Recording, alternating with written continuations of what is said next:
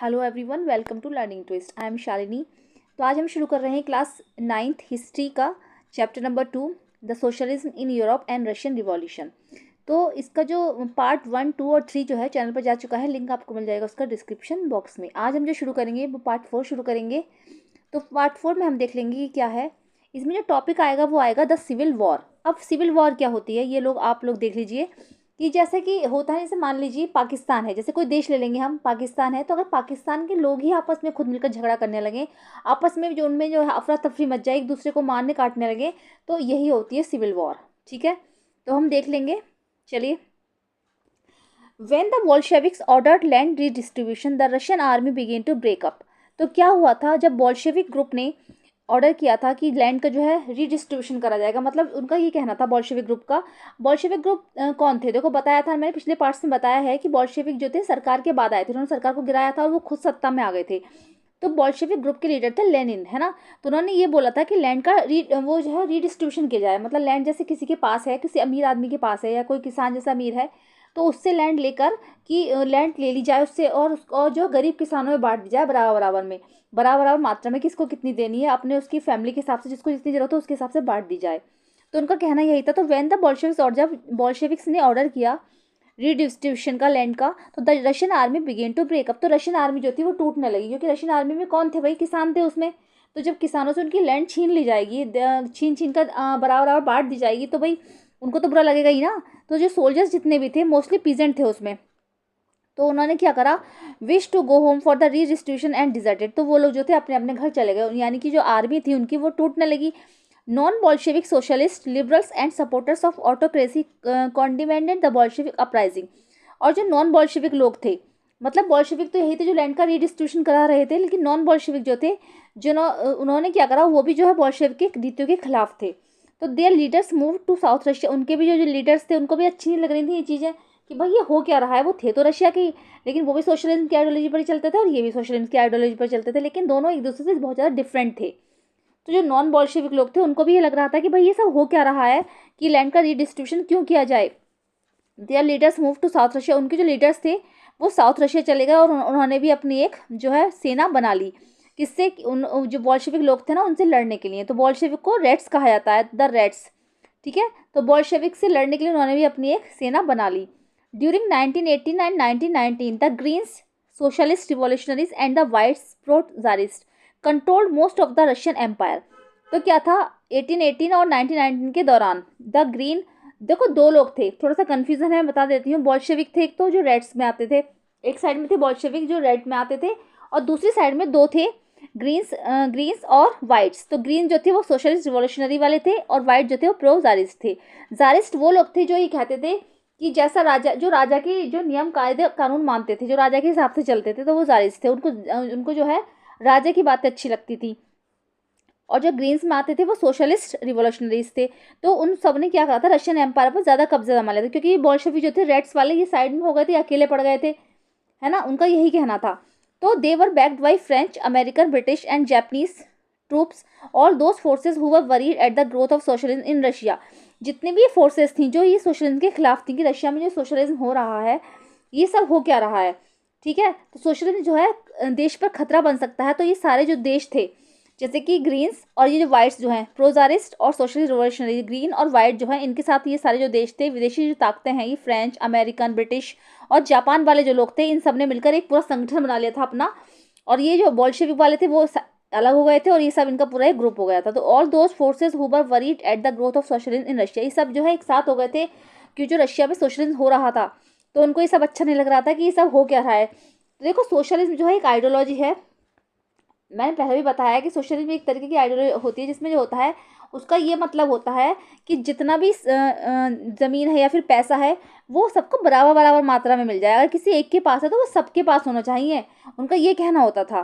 तो all these troops and the Bolshevik fought a civil war. जितने भी ये ट्रूप्स थे, जितने भी ट्रूप्स बने, ये झुंड बने, और बॉल्शेविक ने एक सिविल वॉर छेड़ दिया आपस में जो बॉल्शेविक थे और ये सारे जो देश जितने आपस में मिले थे, ये सब जो थे आपस में लड़ने लगे। और इससे क्या हुआ, सिविल वार फैल गई, और इसमें looting, banditry and famine became common. इसमें जो भुखमरी और सब जगह हाहाकार मच गया, अफरा तफरी की स्थिति हो गई और भुखमरी फैल गई। Supporters of private property among whites took harsh steps with the peasants who had seized land. तो सपोर्टर्स जो थे प्राइवेट प्रॉपर्टी के, जिसमें कि वाइट्स लोग भी शामिल थे। जो वाइट्स थे, अभी मैंने बताया है ना, वाइट्स कौन होते हैं? प्रोजारिस्ट। तो ये जो लोग थे, जो किसान जो थे, किसानों ने, जिसने किसानों को जब ज़मीन दी गई थी, तो किसानों ने ज़मीन ले ली थी, तो इन्होंने क्या करा था, इन्होंने जो है उन पर अत्याचार करने शुरू कर दिए, क्योंकि इन्होंने जो है ये उनसे ज़मीन छीनी थी, लोगों से ज़मीन मिली थी ना इनको, बॉल्शेविक ने इनको ज़मीनें दिलवाई थी। तो जो ये नॉन बॉल्शेविक वाले लोग होते थे, वाइट्स वाले, वाइट्स और ग्रीन्स, तो इन्होंने क्या करा, किसानों पर अत्याचार करने शुरू कर दिए। जो इन्होंने ज़मीनें ली थी उनको सीज करना शुरू कर दिया। Such action lead to the loss of popular support for non Bolsheviks. ठीक है, तो ऐसा एक्शन जो था नॉन बॉल्शेविक की सपोर्ट में आकर इन्होंने किया। By the January 1920 the Bolsheviks controlled most of the former Russian empire. 1920 की जनवरी आते आते क्या हुआ, बॉल्शेविक ने पूरे रशियन एम्पायर पर कब्जा जमा लिया। They succeed due to cooperation with non Russian nationalist and Muslim jihadist. तो मुस्लिम जिहादी होता है, जिहाद जो चाहते हैं, तो जो मुस्लिम जिहादी लोग थे और जो नॉन रशियन नेशनलिस्ट थे, यानी कि जो रशिया में नहीं रहते थे, जो उन्होंने मिलकर एक जो है कॉपरेशन बना ली। इन सब लोगों ने भी मतलब बॉल्शेविक्स का साथ दिया। Cooperation did not work where Russian colonists themselves turned Bolshevik. और ये जो कॉपरेशन थी, ये अच्छे से वर्क नहीं कर रही थी, अच्छे से काम नहीं कर रही थी, क्योंकि जहाँ पर रशियन कॉलोनिस्ट जो थी वो खुद जो बॉल्शेविक बन गई थी ना, क्या था, कई जगह क्या था, रशियन कॉलोनिस्ट जो लोग थे, जो गुलाम थे, तो वो खुद ही बॉल्शेविक बनकर बैठ गए थे। मतलब वो अपने आप को बॉल्शेविक बोलते थे, लेकिन बॉल्शेविक नहीं थे वो लोग। क्या था, जैसे मान लीजिए इस तरीके से था, है ना, तो जैसे ये इधर की साइड नॉन बॉल्शेविक हो गए, है ना, इधर साइड बॉल्शेविक हो गए, तो कुछ लोग जो थे बॉल्शेविक बनकर बैठ गए थे कि हम बॉल्शेविक हैं, लेकिन वो बॉल्शेविक की तरह काम नहीं कर रहे थे, वो लोगों पर अत्याचार कर रहे थे। सोशलिज्म तो नहीं कर रहे थे, और जो बॉल्शेविक वाले थे वो सोशलिज्म कर रहे थे, और जो नॉन बॉल्शेविक थे वो लोगों पर अत्याचार कर रहे थे। तो उन्होंने क्या करा, in Khiva in central Asia Bolshevik colonist brutally massacred local nationalist in the name of defending socialism. In this situation many were confused about what the Bolsheviks government represented. तो इस वाली सिचुएशन में ना बहुत लोग कंफ्यूज हो रहे थे, क्योंकि देखो कन्फ्यूजन तो थोड़ा हो रहा था, एक जगह बॉल्शेविक लोग थे और एक जगह थे नॉन बॉल्शेविक। तो नॉन बॉल्शेविक जो अपने आप को बॉल्शेविक कहते थे वो लोगों पर अत्याचार कर रहे थे, और जो है वो जगह जगह हाहाकार मचा रहा था इससे। तो इससे जो जनता जो थी बहुत ज़्यादा क्रोध में थी, उनको जो है बहुत ज़्यादा कन्फ्यूजन हो रहा था कि ये बॉल्शेविक सरकार कर क्या रही है, कि पता नहीं कैसी कैसी पॉलिसीज चला रही है, तो मतलब इतने सारे अत्याचार फैला रही है, तो ये हो क्या रहा है। तो partly to remedy this most non Russian nationalist were given political autonomy in the Soviet Union USSR the state the Bolsheviks created from the Russian empire in December 1922। तो क्या था, बाद में जो नॉन रशियन नेशनलिटीज़ थे, जो Russia के निवासी नहीं थे, राष्ट्रवादी नहीं थे, तो उन्होंने क्या करा, बाद में political autonomy in the Soviet union. तो सोवियत यूनियन का ये यूएसएसआर जो है क्या है, यूनाइटेड सोशलिस्ट।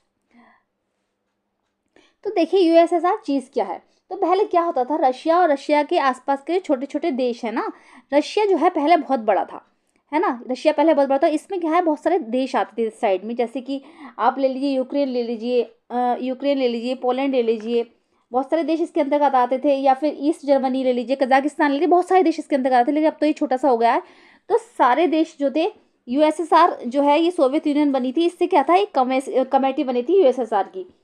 तो ठीक है, तो इसमें तक क्या था, रशिया और रशिया के आसपास के छोटे छोटे से जो कंट्री थी वो साथ में मिलकर आई, और सोशलिज्म की का जो उन्होंने एक मॉडल था वो फॉलो किया था, उसको यूएसएसआर बोला जाता है।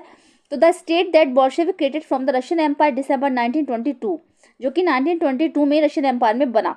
But since that was combined with unpopular policies that the Bolsheviks force the local government to follow. लेकिन क्या था, ये लोग जो थे बहुत अलग तरीके की जो है आइडियोलॉजी देश में फैला रहे थे, क्योंकि लोगों पर अत्याचार कर रहे थे, जो नॉन बॉल्शेविक लोग थे लोगों पर अत्याचार कर रहे थे। और खासकर नोमैडिज्म जो लोग थे, नोमैडिज्म कहते हैं जो घुमंतु टाइप के लोग होते हैं ना, जैसे लिख रहा है, life style of those who do not live in one place but move from area to earn their living. वो एक जगह नहीं रहते, वो एक जगह से दूसरी जगह जो है जाते जाते हैं अपनी लिविंग को चलाने के लिए, अर्न देयर लिविंग चलाने के लिए, यानी कि बंजारे समझ लीजिए आप उनको। तो ये लोग उनको जाने नहीं देते थे, नॉन बॉल्शेविक वाले जो लोग थे उनको जाने नहीं देते थे कहीं पर भी। तो वो क्या करते थे, वो उनको एक ही जगह रखकर उन पर अत्याचार करते थे, जिससे ना ये जो पार्टी थी वो सक्सेस नहीं हो पा रही थी, इनके ज़्यादा विचार जो थे वो लोगों को समझ में नहीं आ रहे थे। चलिए अब आगे देखेंगे। Okay, making a socialist society. तो during the civil war the Bolshevik kept industries and banks nationalise. Civil war के टाइम पर क्या हुआ था, जो बॉल्शेविक लोग थे उन्होंने इंडस्ट्रीज और बैंक जो थे वो नेशनलाइज करा दिए थे, यानी कि उनको सरकारी करा दिया गया था। तो they permitted peasants to cultivate the land that had been socialise. उन्होंने जो है किसानों को मतलब ज़मीन दिलवाई थी ना किसानों को। तो जैसे सरकारी का मतलब यह है कि जितना भी प्रॉपर्टी थी किसी के पास अगर थी तो वो उन्होंने सरकार को दिलवा दी थी, सरकार उनको जो है किसानों में बांट देती थी, जिसको जितनी जरूरत थी उसको बराबर बराबर दे दी जाती थी। Bolshevik use confiscated land to demonstrate what collective work could be. और बॉल्शेविक जो थे वो कहते थे कि इस जो ज़मीन मिली है ये सरकार को दे दी जाए, तो सरकार इसका यूज़ जो है कलेक्टिव वर्क के लिए करे। कलेक्टिव वर्क मतलब जैसे ही मान लीजिए ये ज़मीन है, लैंड है सरकार की, तो सरकार को दे दी गई है, तो इसमें ना सब जो है बराबर बराबर काम करें, सबको बराबर बराबर मिल जाए, उस पर सब इकट्ठा होकर काम करें, तो ये हो गया कलेक्टिव वर्क। तो बॉल्शेविक सोचते थे कि इस पर जो है कलेक्टिव वर्क किया जाए। A process of centralise planning was introduced. उसमें क्या हुआ था बाद में जो है सेंट्रलाइज प्लानिंग का जो है प्लानिंग भी इंट्रोड्यूस हुई थी। सेंट्रलाइज प्लानिंग क्या होती है, जैसे मान लीजिए कोई चीज़ है, अगर कोई प्लानिंग सेंटर में बन रही है तो वो सेंटर में बनने के बाद वो प्लानिंग जो है सब में बराबर बराबर फैल दी जाए कि भाई क्या प्लानिंग है, तो सब में फैल जाए और वो 5 ईयर्स के लिए रहे। उसका जो कार्यकाल होता है 5 साल का होता है। तो on the basic they made the 5 year plan, इस पे बनती है वो सेंट्रल प्लानिंग की 5 साल की प्लान पे होती है वो, ठीक है। On the basic they made the 5 years plans, 5 year plans पे निर्धारित होती है ये। तो the government fixed all prices to promote industrial growth during the first 2 plans. तो गवर्नमेंट ने क्या करा था, वो जो फर्स्ट 2 प्लान्स थे उसमें जो है उन्होंने प्लानिंग को जो है industrial growth during the first 2 plans उनका कहना था उसको प्रमोट करा उन्होंने। उनका कहना था कि 1927 से 1932 तक चला था एक प्लान, तो और 1933 से 1938 तक था। तो गवर्नमेंट ने इसमें 2 प्लान्स दिए थे, 5 साल का प्लान होता है ये। तो पहले 2 प्लान्स थे ये, तो जिससे गवर्नमेंट ने क्या करा था गवर्नमेंट ने इस पे जो है कीमतें जो थी बिल्कुल फिक्स कर दी थी कि भाई इससे ज़्यादा जो कीमत ना बढ़ाई जाए, उस पर जो रेट उसका था फिक्स कर दिया था। तो 2 साल का प्लान था ये, इतना चला था ये, ठीक है। तो centralised planning lead to economic growth. तो सेंट्रलाइज प्लानिंग से क्या हुआ था, इकोनॉमिक ग्रोथ तो बड़ी थी, industrial production increase, industrial production भी काफ़ी बढ़ा। बिटवीन 1929 से 1933 by 100% in the case of oil, coal and steel, ठीक है। ऑयल, कोल और स्टील में 100% बढ़ा। New factory cities came into being, और नई नई फैक्ट्रीज भी बहुत ज़्यादा डेवलप हुई।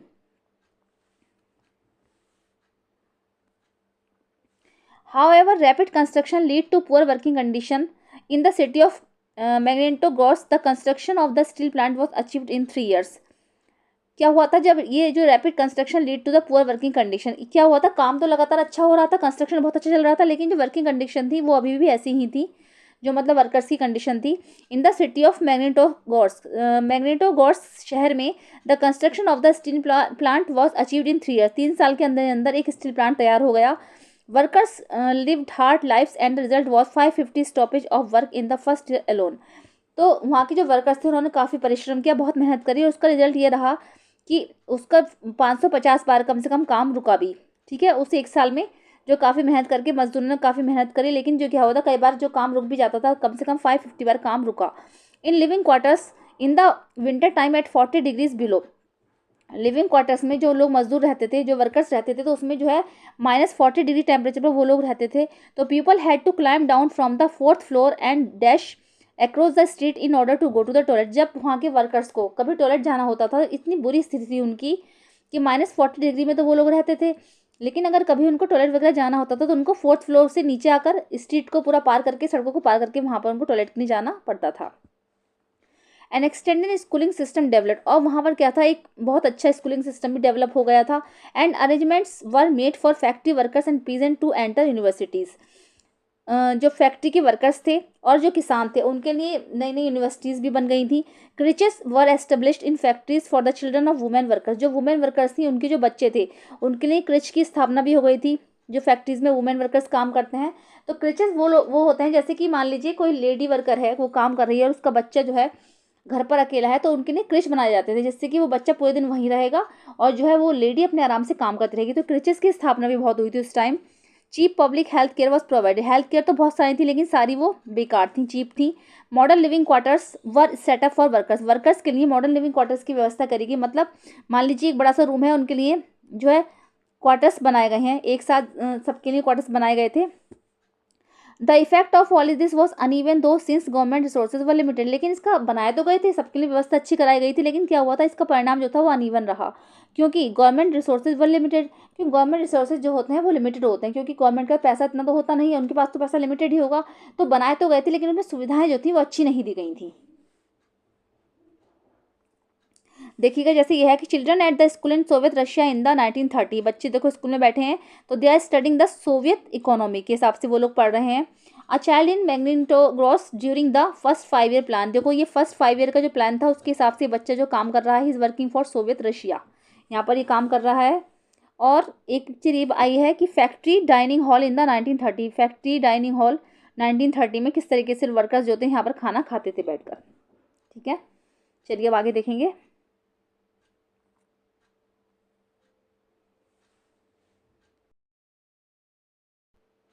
देखिए अब आता है टॉपिक स्टेलिज्म एंड कलेक्टिवाइजेशन। तो स्टेलिन थे ये, एक थे लेनिन, लेनिन जो थे बोल्शेविक ग्रुप के लीडर थे, है ना। लेनिन की अप्रैल थीसिस आपने पढ़ी होगी, जो पिछले पार्ट्स में मैंने बताई है, अगर आपको जाना है तो आप लोग चैनल पर जाकर देखिएगा। अब आते हैं स्टेलिन। तो the period of the early planned economy was link to the disaster of the collectivisation of agriculture. तो क्या हुआ था, जब ये अर्ली प्लान्ड इकोनॉमी का जो पीरियड आया था तो इसमें क्या हुआ था, जो है एग्रीकल्चर में बहुत ज़्यादा डिजास्टर आए, मतलब जो फसलें बहुत ज़्यादा ख़राब हो गई, बहुत ज़्यादा बुरा टाइम चल रहा था, बहुत ज़्यादा स्थिति ख़राब हो गई थी। तो by the 1928 the town in Soviet Russia were facing an acute problem the grain supply. तो वहाँ पर क्या हुआ था, बहुत ज़्यादा अनाज की प्रॉब्लम हो गई थी। ठीक है, तो the government fix prices at which grain must be sold. Government ने क्या करा था कि जो अनाज पर जो है फिक्स प्राइस कर दिए थे कि भाई इतने से ज़्यादा नहीं बेचा जाना चाहिए, इतना ही रहेगा। But the peasant refuse to sell their grain to government buyers at this price. लेकिन जो किसान थे वो उस बात से खुश नहीं थे, क्योंकि गवर्नमेंट ने उन पर जो फिक्स प्राइस लगा दिए थे। तो किसान जो थे वो खुश नहीं हो रहे थे, उनको लग रहा था भाई हम क्यों अपने इनके हिसाब से अपना माल बेचें, हम तो अपने हिसाब से बेचेंगे। तो जो गवर्नमेंट के जो बायर्स थे उन्होंने उनको जो नहीं दिया वो सामान। Stalin who headed the party after the death of Lenin, Stalin जो थे जो पार्टी को हेड कर रहे थे लेनिन की डेथ के बाद, लेनिन जब डेथ हो चुकी थी तब फिर स्टालिन आए थे। Introduce 5 emergency measures, he believe that rich peasants and traders in the countryside were holding stocks in the hope of higher prices. उनका विश्वास था, उनको ये लगा कि जो अमीर किसान हैं और जो व्यापारी हैं आसपास के इलाकों में कंट्री साइड में वर होल्डिंग स्टॉक, उन्होंने क्या करा है, बहुत सारा अनाज जो है अपने घर में स्टोर करके रख रखा है, कि उनको ऐसा लगता है कि जो मतलब कि अभी तो स्टोर करके रख लेते हैं, बाद में इसकी प्राइस हायर जाएंगे तो हम इसको गवर्नमेंट को बेच देंगे। Speculation had to be stopped and supplies confiscated. तो इसमें क्या हो रहा था, सप्लाई जो थी, सप्लाई इतनी थी नहीं सामान की, और सामान जो बिक नहीं रहा था लगातार स्टोर हो रहा था। तो इन 1928 पार्टी मेंबर्स टूट the grain producing areas. Party जो मेंबर्स थे स्टालिन और जो उनकी पार्टी के मेंबर्स थे, उन्होंने ग्रेन प्रोड्यूसिंग एरिया जहाँ जहाँ पर ये अनाज हो रहा था वहाँ पर जाकर उन्होंने टूर करना शुरू किया। सुपरवाइजिंग एनफोर्स ग्रेन कलेक्शन, उन्होंने जाकर वहाँ पर देखा कि कहाँ कहाँ अनाज का कलेक्शन हो रहा है। एंड रेडिंग कुलकास, और उन्होंने जाकर वहाँ पर कुलाक्स पे जो है रेड डालने शुरू करी। अब कुलाक्स कौन होते हैं, देखो प्रोनाउंसिएशन तो मुझे सही से समझ में नहीं आ रही है, ये अपनी कोई इंग्लिश का वर्ड तो है नहीं, ना ही कोई हिंदी का, शायद कोई रशियन वर्ड है।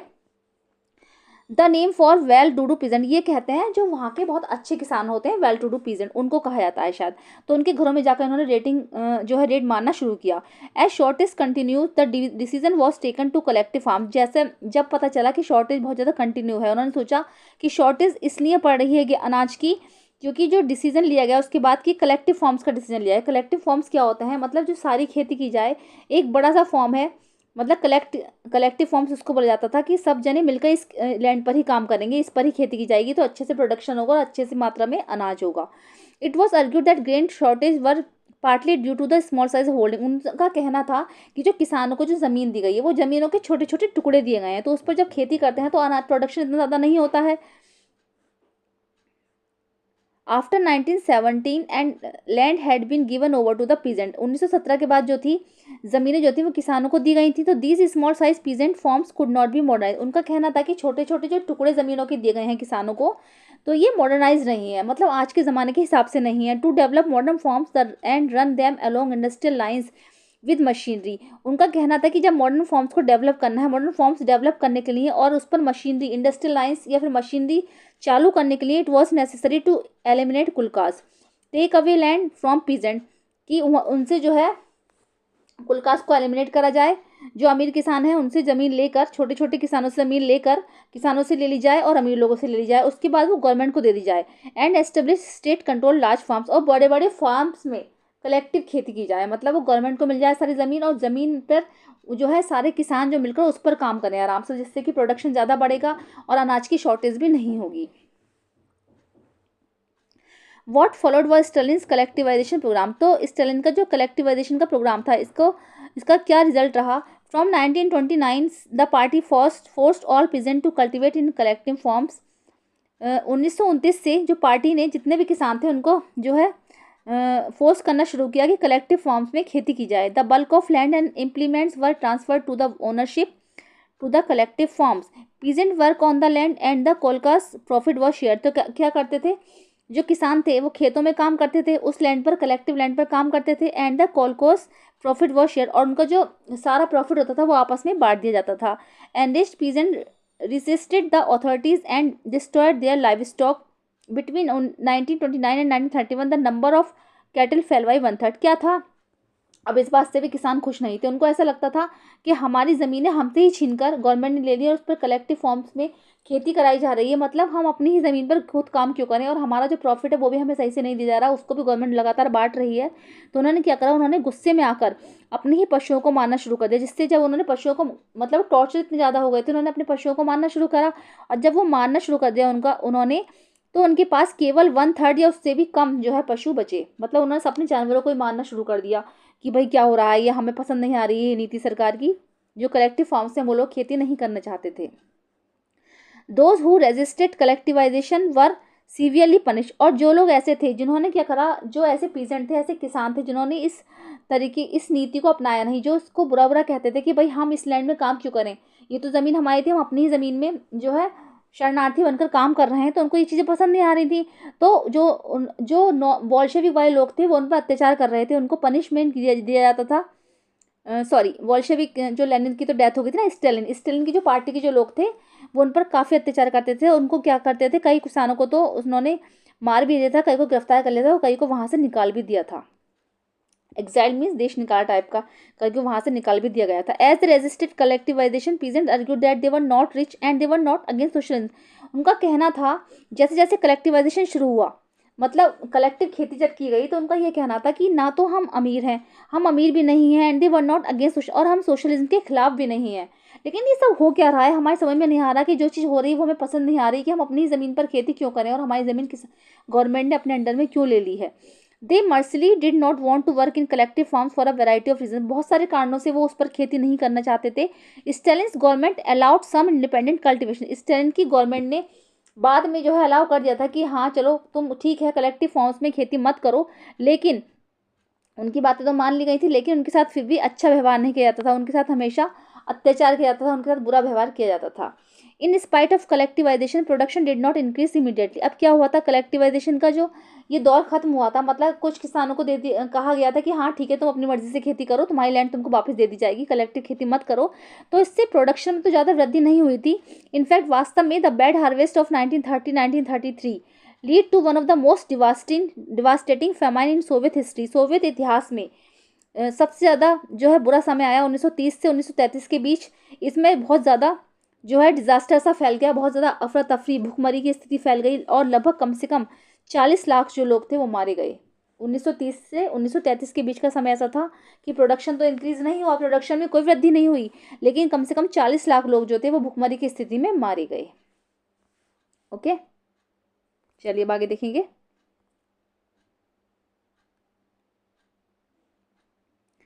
Many within the party criticized the confusion in industrial production under the planned economy and the consequences of the collectivization. Stalin and his sympathizers charged their criticism with conspiracy against socialism. क्या था कि जब ये party ने rule चलाया, Stalin की party ने collectivisation का जब रूल चलाया कि भाई कलेक्टिव खेती की जाएगी, है ना, तो बहुत सारे लोगों को ये चीज़ें पसंद नहीं आ रही थी कि भाई हम क्यों कलेक्टिव खेती करें। तो स्टालिन की पार्टी ने लोगों पर अत्याचार करने शुरू कर दिए और वो सोशलिज्म के खिलाफ उन पर अत्याचार लगाए, सोशलिज्म के खिलाफ उन पर षड्यंत्र का आरोप लगाया कि कॉन्स्पिरेसी अगेंस्ट सोशलिज्म। उन्होंने जो लोगों पर अत्याचार का आरोप लगाया। Accusation were made throughout the country and by 1939 over 2 million were in prisons और लेबर कैंप्स। इसमें से क्या था, 1939 में ओवर 2 मिलियन यानी कि कम से कम 20 लाख लोग को जेल में डाल दिया गया और किसी किसी को तो लेबर कैंप में भेज दिया गया। मतलब उनका ये कहना था कि जो लोग हैं ये जो पनिशमेंट के अधिकारी हैं, क्योंकि हमारी बातें नहीं मान रहे हैं, तो उनको जो है लेबर कैंप में भेज दिया गया। Most were innocent of the crimes. और बहुत सारे लोग तो ऐसे थे जिन्होंने कोई क्राइम ढंग से किया ही नहीं था, लेकिन फिर भी उनको गिरफ्तार करके जेल में डाल दिया गया। But no one spoke for them, लेकिन कोई भी उनके खिलाफ नहीं बोलता था। A large number were force to make false confession under torture and were executed, several among them were talented professionals. बहुत सारी संख्या में लोग ऐसे थे जिनको टॉर्चर किया गया, और कुछ तो उसमें ऐसे थे जो बहुत ज़्यादा टैलेंटेड प्रोफेशनल लोग थे, उनको भी बहुत ज़्यादा टॉर्चर किया गया। तो चलिए आज के लिए बस इतना ही। आएगा चैप्टर देखेंगे हम नेक्स्ट वीडियो में। मिलते हैं नेक्स्ट वीडियो में। Thank you so much.